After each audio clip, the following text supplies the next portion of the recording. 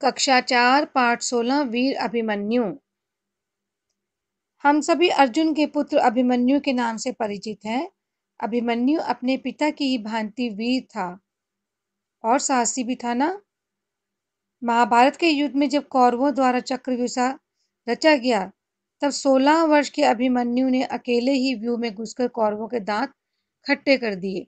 ऐसा कहा जाता है कि अभिमन्यु जब अपनी माता के गर्भ में था, तब उन्होंने जो था अर्जुन ने उनको कहानी सुनाई थी कि चक्रव्यूह में कैसे घुसा जाता है, और तब उस बालक ने भी अपनी माता के गर्भ में चक्रव्यूह में घुसने की कहानी सुन ली थी। लेकिन बाद में माता सो गई, इसलिए बच्चा भी जो है, अगर माँ सो जाए तो बच्चे को भी नींद सी आनी शुरू हो जाती है, इसलिए वो चक्रव्यूह से बाहर आने का उनको नहीं पता था। तो जो महाभारत का युद्ध 18 दिन चला था, उनमें जब कौरव उनका पलड़ा भारी नहीं हो रहा था, तो उन्होंने सोचा क्यों ना कुछ ऐसा करा जाए जिससे कि किसी बड़े वीर को मारा जाए। तो उन्होंने चक्रव्यूह की रचना के बारे में सोचा, क्योंकि वो जानते थे कि सिर्फ अर्जुन ही है जिसको चक्रव्यूह में घुसना आता है। उनको ये नहीं पता था कि अभिमन्यु को भी चक्रव्यूह में घुसना आता है। और उन्होंने चालाकी से अर्जुन को कहीं और भेज दिया, युद्ध में घेर कर कहीं और ले गए, और अभिमन्यु से युद्ध वो अभिमन्यु से तो बाद में युद्ध करा। उनको लगा कि व्यूह में बाकी 4 भाई आ जाएंगे, नकुल, सहदेव, युधिष्ठिर और भीम, और फिर उनको हम बंदी बना लेंगे। अगर हमने युधिष्ठिर को बंदी बना लिया, इसका मतलब हम युद्ध जीत गए, क्योंकि युधिष्ठिर राजा था उनकी तरफ से, पांडवों की तरफ से, और राजा को बंदी बनाओ तो यानी कि युद्ध जीत गए। तो चलिए पढ़ते हैं हम ये पूरा किस्सा अभिमन्यु का, कि अभिमन्यु ने कैसे वीरता दिखाई। धर्मराज स्थान था पांडवों का शिविर। पांडवों के शिविर की बात हो रही, जहां पर वहां शिविर टेंट लगे होते थे, क्योंकि ये जाते नहीं थे कहीं घर, कहीं वहीं रहते थे। नेक्स्ट डे फिर युद्ध होता था। धर्मराज युधिष्ठिर कुछ सोच रहे हैं, उनके पास ही भीम खड़े हैं। इस बीच नकुल और आते हैं। नकुल युधिष्ठिर से, भैया आज युद्ध का समाचार बहुत बुरा है। युधिष्ठिर, वह क्या नकुल? अब वो युद्ध का समाचार लेके आ रहे हैं और बता रहे हैं कि युद्ध का समाचार तो बहुत ही बुरा है, क्योंकि कुछ अलग ही हो रहा है। तो वो क्या बोलते हैं? कौरवों ने दक्षिण में युद्ध आरंभ कर दिया है। श्री कृष्ण और अर्जुन उधर चले गए हैं, क्योंकि कौरवों ने जान के दक्षिण में युद्ध शुरू किया था, ताकि श्री कृष्ण और अर्जुन को वहां पे उनको घेर सकें। और इतने में सहदेव का प्रवेश होता है। युधिष्ठिर से, भैया गुप्तचरों से समाचार मिला है कि गुरु द्रोणाचार्य से आपको पकड़ने की प्रतिज्ञा की है। तो गुरु द्रोणाचार्य ने प्रतिज्ञा की थी कि आज मैं युधिष्ठिर को पकड़ लूंगा, और इसके लिए उन्होंने चक्रव्यूह रचा है। चक्रव्यूह की रचना अच्छी बात है, देख लूंगा। अब वो कह रहे हैं अच्छा अच्छा देख लेंगे। अर्जुन को दूसरी ओर युद्ध में फंसाकर इधर चक्रव्यूह की रचना की है। इससे कौरवों की अवश्य कोई चाल है। अब भीम क्या बोल रहे हैं? कोई बात नहीं भैया, मैं उस चक्रव्यूह को तोड़ डालूंगा। और भीम अपनी गदा घुमाते हैं। अब भीम तो बहुत गुस्से वाले थे, उनको गुस्सा आया, अपनी गदा घुमानी शुरू कर दी कि चालाकी से इन्होंने जो है अर्जुन को, श्री कृष्ण को वहां बुला लिया और हमें यहाँ फंसा रहे हैं। कोई बात नहीं, मैं वही तोड़ दूंगा, इनका चक्रव्यूह ही तोड़ दूंगा। अब ये आपस में बातचीत कर रहे हैं और वहां युद्ध चल भी रहा है। अब युधिष्ठिर कह रहे हैं, भीम तुम वीर अवश्य हो, किंतु चक्रव्यूह नहीं भेज सकते, क्योंकि वो जानते थे चक्रव्यूह का भेदन करने के लिए उसकी जानकारी होना बहुत जरूरी है, क्योंकि चक्रव्यूह तोड़ना केवल कृष्ण और अर्जुन ही जानते हैं, पर वे दोनों आज यहाँ नहीं है। इतने में अभिमन्यु का प्रवेश होता है। युधिष्ठिर से कहते हैं, युधिष्ठिर क्या कह रहे हैं उसमें? वो अभिमन्यु कहते हैं युधिष्ठिर से, किंतु तात, वो तात श्री बोलते थे, यानी कि बड़े पापा, यह अभिमन्यु तो है। मैं इस चक्रव्यूह को तोड़ने की प्रतिज्ञा करता हूँ, आप मुझे आशीर्वाद दीजिए। अब वो बोलते हैं, ये अभी अभिमन्यु बैठा है अभी, और मेरे को चक्रव्यूह तोड़ना आता है, और आप बस मुझे आशीर्वाद दीजिए।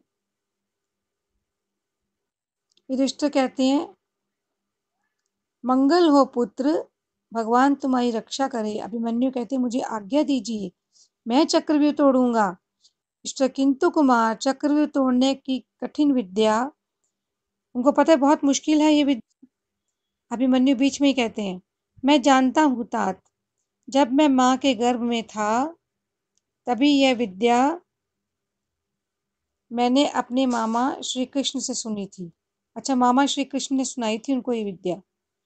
चक्रव्यूह में कैसे घुसना होगा और 6 द्वारों को कैसे तोड़ना होगा, यह मैं भली भांति जानता हूँ। तो चक्रव्यूह में अलग अलग एंट्रेंस होती थी, 6 द्वार होते थे, और वो जानते थे, उन्होंने सीख सुन लिया था कि कैसे जो है तोड़े जाते हैं द्वार। भीम कहते हैं अभिमन्यु को टोकते हुए, तो तुम जानते हो, किंतु उससे बाहर कैसे आना है, आना होता है, क्या यह भी जानते हो? अब उन्होंने पूछा कि बाहर भी तो आना होता है, सिर्फ अंदर नहीं जाना होता, तुम जानते हो कि तुम्हें बाहर कैसे आना होगा? अभिमन्यु, नहीं तात, लेकिन व्यू के भीतर घुसने के बाद बाहर निकलना कठिन ना होगा। सहदेव, कुमार तुम जैसा कह रहे हो ये कार्य वैसा सरल नहीं है, किसी बात का अधूरा ज्ञान हानिकारक होता है। भीम, और कुमार, युद्ध में जाने का यह तुम्हारा पहला अवसर होगा। अभी तक देखो अभिमन्यु युद्ध में नहीं गया ऐसे, मतलब कि बाहर बाहर लड़ते थे, बिल्कुल उसमें घुसकर अंदर लड़ाई नहीं करी, और वो कह रहे तुम्हें बाहर आना भी नहीं आता चक्रव्यूह से। अभिमन्यु, तो क्या इस अवसर का लाभ मुझे नहीं उठाने देंगे? युधिष्ठिर, किंतु पुत्र, तुम्हारे जैसे सुकुमार बालक को हम चक्रव्यूह में कैसे भेजें? अभिमन्यु, तात, मैंने प्रतिज्ञा की है, यदि मैंने चक्रव्यूह नहीं तोड़ा तो संसार मुझे क्या कहेगा? आपकी आज्ञा मिलने की देर है। सहदेव, चक्रव्यूह में प्रवेश करते मुझे देर न लगेगी। सहदेव बोलते हैं, ओह, इतना आवेश, किंतु कुमार हट करना ठीक नहीं है, वगैरह जिद करना अच्छी बात नहीं है, तुम बहुत छोटे हो अभी, क्योंकि मुश्किल से 16 साल के थे अभिमन्यु अभी, कितने छोटे। और चक्रव्यूह की रचना करी थी द्रोणाचार्य जी ने, जिनसे स्वयं उनके पिता ने, सारे पांडवों ने, सारे कौरवों ने शिक्षा ली थी। उम्र में कितने बड़े देखो। अब वो भीम से कह रहे, भैया इसे रोकिए। भीम कह रहे, सहदेव, हम लोग तो इसकी हट के आगे हार गए, ये तो मान ही नहीं रहा है, तो जाके ही छोड़ेगा, क्या करा जाए? तो यहाँ ये बातचीत हो रही है युधिष्ठिर से, भैया अब आप ही इसे समझाइए। अब युधिष्ठिर कहते हैं, पुत्र, अभी युद्ध में जाने की तुम्हारी उम्र नहीं है, तुम केवल 16 वर्ष के ही किशोर हो। किशोर मतलब यंग बॉय हो। अभिमन्यु बोलते, तात, सिंह का बच्चा छोटा होता है, फिर भी वह वन के सभी प्राणियों को भयभीत किए रहता है ना? चक्रव्यूह में यदि मैं मारा गया तो? अब वो बोलते है, देखो कोई बात नहीं, वो घबरा नहीं रहा अभिमन्यु, वो हर तरह से तर्क दे रहा है कि मुझे जाना ही है, अगर मारा गया तो क्या होगा। बीच में युधिष्ठिर बोलते हैं अभिमन्यु को बीच में ही काटकर, कुमार, ऐसी अशुभ बात मुंह से नहीं निकालो। अभिमन्यु बोलते हैं, तात, पिताजी बराबर कहा करते थे कि वीर को मृत्यु का भय नहीं होना चाहिए।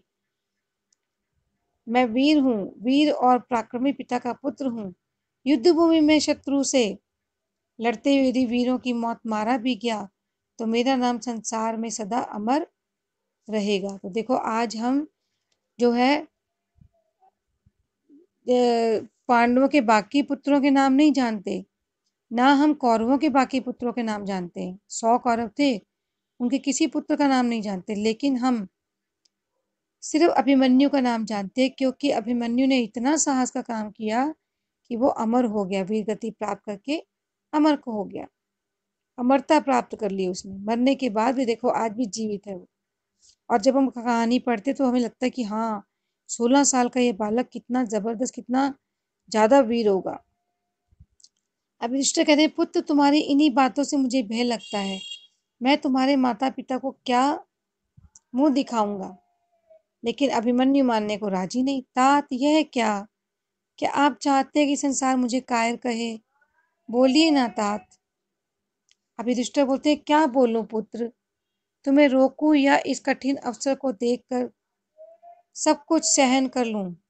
जाओ पुत्र जाओ, मैं तुम्हें नहीं रोकूंगा। भगवान तुम्हारी रक्षा करे। अभी अभिमन्यु ने उनको ऐसे ऐसे तर्क दिए कि वो कुछ उनको जवाब ही समझ नहीं आया कि हम क्या बोलें इसको। ये तो जाने को तैयार ही बैठा हुआ है। अब वो क्या बोल रहे हैं अभिमन्यु, बड़े ही जोश के साथ, आहा, अब तो मुझे मेरा साहस अब तो मेरा साहस दुगना हो गया। दुना मतलब दुगना।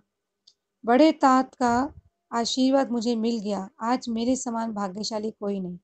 अब कोई बच्चा उसकी बात पूरी जाए, बड़े खुश होता है ना, ऐसे ही वो बड़ा खुश हो गया। अभी इतने में धर्मराज किसको बोलते थे? युधिष्ठिर को। तात, आप इधर उधर की बातें ना सोचे, चिंता ना करें, मैं चक्रव्यूह तोड़कर ही रहूंगा। युधिष्ठिर ने कहा, क्या सोचूं और क्या करूं, कुछ समझ में नहीं आता। अभिमन्यु के सिर पर हाथ रखकर, जाओ कुमार, विजयी हो। मैं और अभिमन्यु ने क्या बोला? मैं धन्य हूँ। अभिमन्यु युधिष्ठिर के चरण स्पर्श करता, देखिए। और युधिष्ठिर क्या बोल रहे? भीम, नकुल, सहदेव, तुम सब लोग कुमार के साथ साथ जाओ। अभिमन्यु को अकेले नहीं छोड़ना, सभी लोग सावधान रहना। और भीम, आप चिंता मत करिए भैया, चिंता मत कीजिए, हम लोग छाया की तरह कुमार के साथ रहेंगे। अभिमन्यु बोल रहा, तात मुझे आशीर्वाद दीजिए कि मैं यशस्वी बनूं। और अभिमन्यु सबको प्रणाम करके चल पड़ता है, और साथ साथ में बाकी सभी कौरव पांडव भी उसके पीछे पीछे चलते हैं, ताकि कौरवों ने जो भी आज के लिए प्लान बनाया था, उस जो भी योजना बनाई थी, उसको निष्फल कर सकें।